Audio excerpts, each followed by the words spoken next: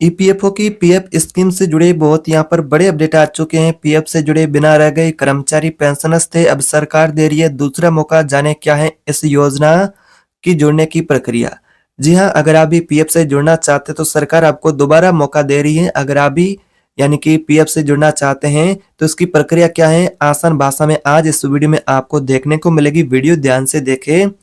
EPFO ने नवंबर से कर्मचारी नामांकन योजना 2025 लागू कर दी है। इसके तहत 1 जुलाई 2017 से 31 जुलाई 2025 के बीच नौकरी करने पर यानी कि जो नौकरी करने वाले हैं उस पर पीएफ में शामिल न हुए कर्मचारी अब भी जुड़ सकते हैं। जी हाँ, आपने बिल्कुल सही सुना है कि अगर आपने अभी तक पीएफ में अपना अकाउंट ओपन नहीं करवाया, पीएफ से जुड़े हुए नहीं हैं, तो आपके लिए सुनहरा मौका दोबारा आ चुका है। ईपीएफओ यानी कि बात करें तो अब आपको दोबारा ये मौका दे रहा है। केंद्र सरकार ने ईपीएफओ के 73वें स्थापना दिवस पर एक नई योजना शुरू की है।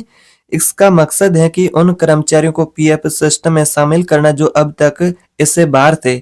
श्रम एवं रोजगार मंत्री माननीय मनसुख मंडाविया ने ईपीएफओ के 73वें स्थापना दिवस पर इसे लॉन्च करते हुए कहा है कि ईपीएफओ सिर्फ एक फंड नहीं बल्कि भारत के श्रमिकों की सामाजिक सुरक्षा पर भरोसे का प्रतीक है। स्कीम का ऐलान और लागू होने की तारीख के बारे में बात करें तो इस घोषणा यानी कि योजना की श्रम मंत्रालय ने 13 अक्टूबर को की थी।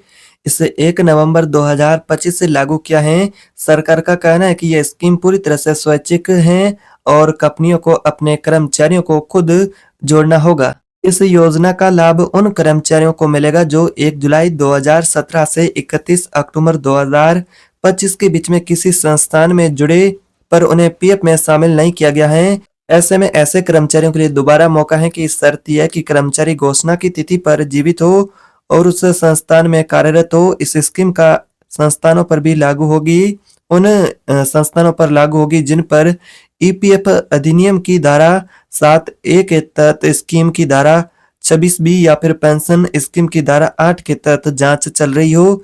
ईपीएफओ का यह भी स्पष्ट यहाँ पर कर दिया ईपीएफओ ने।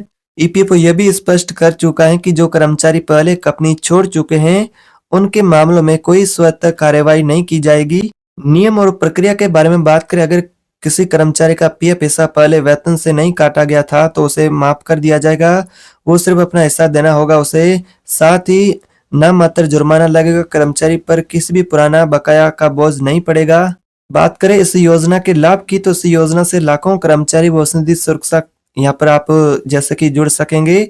लाखों कर्मचारी पेंशनर श्रमिक हैं। देश के श्रमिकों को सामाजिक सुरक्षा देने में ये एक महत्वपूर्ण कदम है। इसी के साथ ही चर्चा है कि अधिक कर्मचारियों को शामिल करके यहाँ पर पीएफ वेतन आपका है, जैसा कि पेंशन गणना का लिमिट पीएफ का पहले 15,000 है जिसे अब बढ़ा करके 25,000 करने की भी तैयारी चल रही है। अगर इसे मंजूरी मिलती है तो आप सभी श्रमिकों को बेहद ही फायदा होने वाला है। तो इस तरह की आपके लिए अपडेट थी, ये थी प्रक्रिया जुड़ने की जिसे आपने आसान भाषा में समझा।